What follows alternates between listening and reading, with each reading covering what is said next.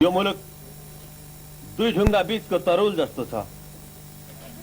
प्रजा मोटा भया दरबार बलियो रहन्छ।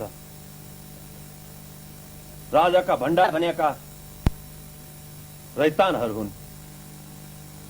मेरा साना दुःखले आर्जेको मुलुक होइन, सबै जातको फुलबारी हो।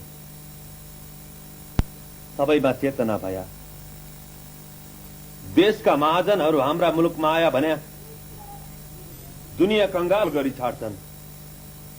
देशका कपडा लगाउन मना गरिदिनु, आफ्नो देशको कपडा बन्न जान्नेलाई नमुना देखाइ सघाउनु र बन्न लगाउनु।